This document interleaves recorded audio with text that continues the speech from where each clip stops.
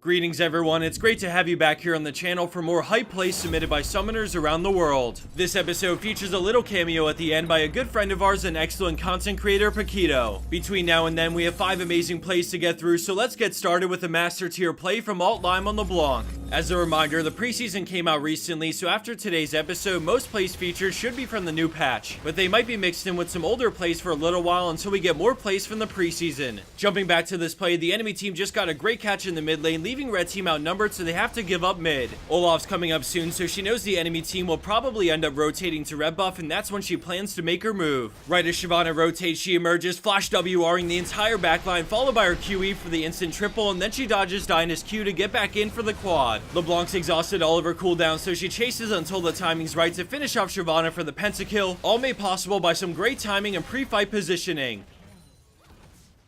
Coming in at 4th place for today's episode, we have UncleFatPanda with a beastly turnaround play when odds are against them. They've already lost their support, and the enemy team are in the process of also getting Kha'zix, so Yasuo and friends are waiting for them to eventually group back at mid. Jinx wants to get some poke down, but ends up taking too much herself, leaving Yasuo and Azir in a 2v4. He gets one stack of his Q, cutting back until he has to turn, getting the second stack on the way there, and then he win walls while queuing for the 4-man last breath as Azir flies in for the follow-up ult. As 3, they were able to salvage a pretty awful looking team fight and turn it into a good win for red team. Fantastic setup from Yasuo, picking up a crucial second stack of his Q while sliding his way into position for the knockup.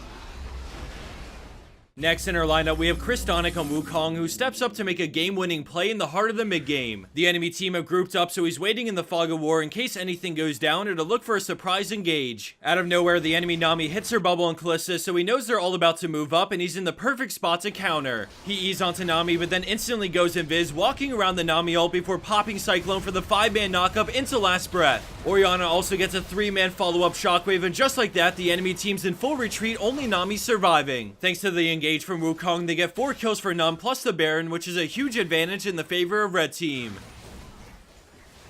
Landing in at 2nd place, we have Urmie on Bard with another epic setup that carries the fight. I love support plays, and Bard is to be one of my favorites to watch because of how hype his kit is, but let's turn our focus to blue team as they set up shop in the top lane. The friendly Kindred gets caught by Rammus, but a quick Crucible gets her out before the laser pokes her down. Both teams attack who they can as Rammus pulls back to the tower, but he sees an opening and throws out an insane Tempered Fate, hitting everyone plus the tower. Keep your eye on Kassadin as he times a beautiful Rift Walk into a Z on everyone, causing the fight to erupt, but they still have Kindred ult, so they start to gain ground. His team's in position to dive, so he puts up the magical journey, meeting them on the other side to help clean up. So far, they picked up 4 kills, trading only Kindred's life, and thanks to the meeps, Bard can stick to Lux and help secure the ace. Irelia sadly dies to a small misstep, but a 2-for-5 exchange plus inhib gives blue team a ton of momentum to close out this game.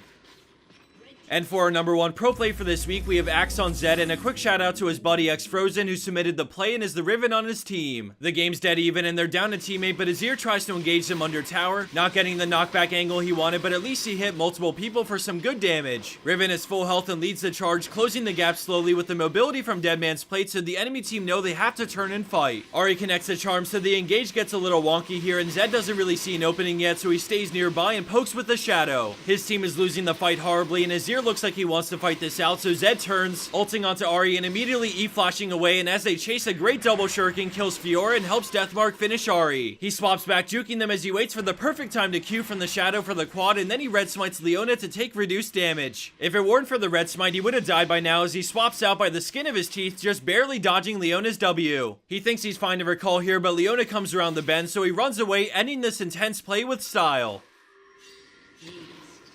And for our bonus clip of the week, we have xXGreytigerXx on Kha'zix, and today we have a special guest to bring us a thorough breakdown. Ladies and gentlemen, my name is Poqito. Welcome. I have been instructed by the Overlord Potato Heads to give you a detailed play-by-play report into what happens to this team. We're going to break this down step by step, ladies and gentlemen, step by step, to make sure you understand what Oh, they got wrecked.